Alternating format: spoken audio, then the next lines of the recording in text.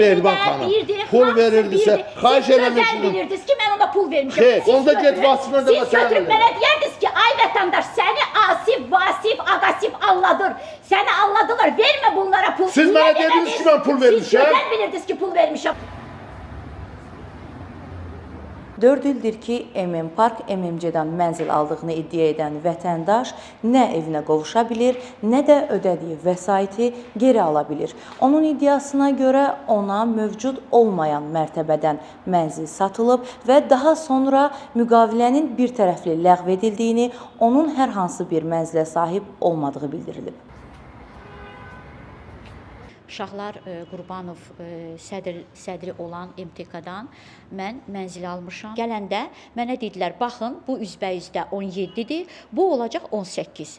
Mən də inandım, dedim ki, yaxşı, oranın müdürü Asif müəllim var idi və onunla biz danışdıq, dedi, mənzil mənimdir, mən satıram. Dedim ki, niyə biz 11-ə qalxmırıq? Dedi ki, neyinirsiniz, ayaqlarınızı yormayın, lift xarab olar, yana bilər. 3-də bizə bu mənzili göstərdi. Asif müəllimə 1000 manat beh verdim həmin günü. Asif müəllim bir vətəndaş göndərmişdi. Bu 11-ci mərtəbədəki mən aldığım mənzil həmin adamın adına idi. O dedi ki, mən Atkazno yazmışam və onu təqdim eləyəndən sonra qızımın adına biz bu mənzili aldıq. 80.000 manatı verdik o adamlara. Bütün problemlər vətəndaş mənzilinə baxmaq və təmirə başlamaq istəyərkən başlayıb. Mehriban Həsənova iddia edir ki, həmin vaxt ona mövcud olmayan mərtəbədə mənzil satıldığını öyrənib. Dedim ki, mən evimə baxmaq istəyirəm və mən qalxanda gördüm ki, 10-cu mərtəbədən sonra pləkan yoxdur. O olmayan mərtəbəni mənə satıblar. Mənim başımı aldada bu divarı tikdilər, ara kəsmək tikdilər, pləkanı düzəltdilər ki, biz qalxa bilək. Çünki mən heç 11-ə qalxa bilmirdim. Burada köməkçi var, Nərgiz xanım, ona müraciət etdim. Dedim, siz Şahlar müəllimlə danışın, mən remonta başlamaq istəyirəm. Dedi ki, buyurun, mən danışdım, başlaya bilərsiniz. Və mən getdim, tikinti şirkəti ilə danışdım, ödənişimi etdim. Mənə zəng gəlir ki, sizin 11-ci mərtəbə sökülür, sizin mənziliniz yoxdur. Dedim, necə olur? Nərgiz xanım, siz dünənləri mənə dediniz ki, burada gəlin remont eləyin.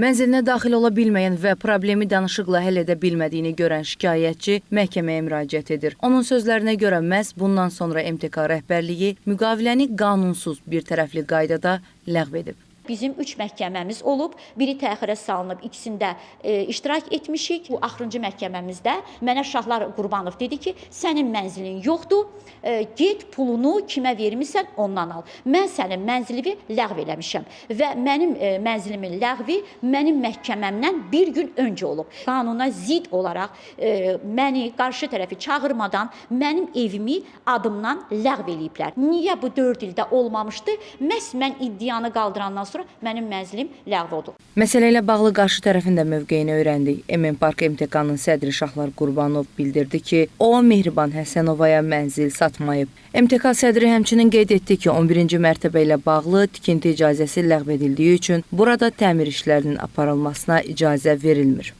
Mən mənzil satmışam. Sizin peçatınızı kim vurub bəs? Peçatı o mənzil başqa şəxsə mülkiyyət əvəzinə verilibdir. Həmən şəxs mülkiyyət verməli idi. İsmailov Vasif. Hal-hazırda məhkəmədədir.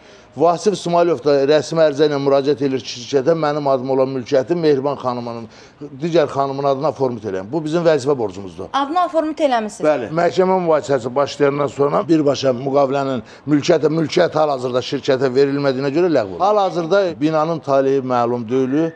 11-ci mərtəbə.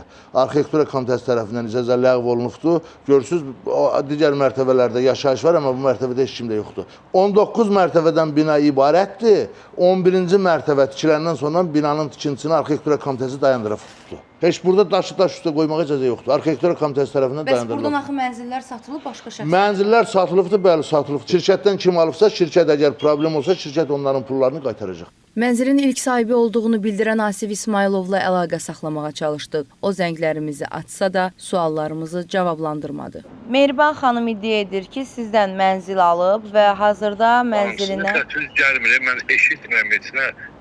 Bu nömrəyə müvəqqəti olaraq zəng çatmır. Azərbaycan Respublikasının Dövlət Şəhərsalma və Arxitektura Komitəsinə sorğu ünvanladıq. Cavab olaraq bildirildi ki, hazırda sözü gedən obyekt üzrə ikinci girişin tikintisinə qüvvədə olan icazə mövcud deyil. Stat, Bakı şəhəri Nərimanov rayonu Akademik Həsən Əliyev küçəsi 945-ci məhəllədə yerləşən yaşayış binası üzrə tikintiyə icazə Bakı şəhər İcra Hakimiyyəti başçısının 14 yanvar 2015-ci il tarixli 13 nömrəli sərəncamı əsasında verilib. Təsdiq edilmiş layihəyə əsasən bina 2 girişdən ibarət olmaqla 18 mərtəbə kimi layihələndirilib. Azərbaycan Respublikası Dövlət Şəhərsalma və Arxitektura Komitəsi yanında Bakı şəhər Memarlıq və Şəhərsalma Baş İdarəsinin 9 sentyabr 2020-ci il tarixli 02 nömrəli sərəncamı ilə şəhərsalma və tikinti qanunvericiliyinin tələblərinin təmin edilməməsi ilə əlaqədar yaşayış binasının ikinci girişi üzrə tikintiyə icazə ləğv edilib. Hazırda sözü gedən obyekt üzrə ikinci girişin tikintisinə qüvvədə olan icazə mövcud deyil. Statın sonu.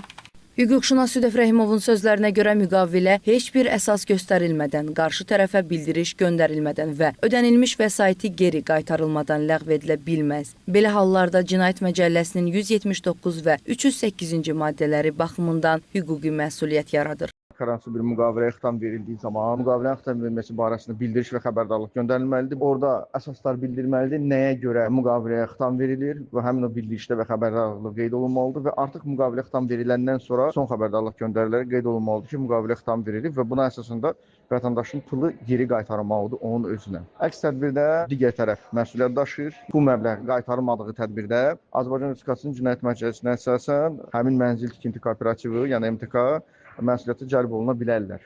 Əgər müqavilə əsasında digər bir hallar varsa və həmin hallarda artıq cinayət tərkibi aşkar olunmursa, şəxs tərəfindən məhkəməyə müraciət olunmalıdır və məhkəmə qaydasında artıq araşdırma aparılıb məsələ öz həllini tapmalıdır. Şikayətçi Mehriban Həsənovanın MN Park MMC-dən olan şikayəti ilə bağlı mülki işə Nərimanov rayon məhkəməsinə baxıldığından rayon məhkəməsinə sorğu göndərdik. Sorğumuza cavab olaraq bildirildi ki, qeyd olunan mülki iş hazırda məhkəmə baxışı mərhələsindədir. Məhkəmənin məlumatına görə araşdırma başa çatdıqdan sonra iş üzrə qanuna müvafiq qətnamə qəbul ediləcək. Beləliklə, tərəflər arasında yaranmış mübahisəyə hüquqi qiyməti məhkəmə verəcək. İş üzrə yekun qərarın necə olacağı isə məhkəmə araşdırması başa çatdıqdan sonra məlum olacaq. Fəridə Şahbazova, Əsgər İbrahimli, APA TV.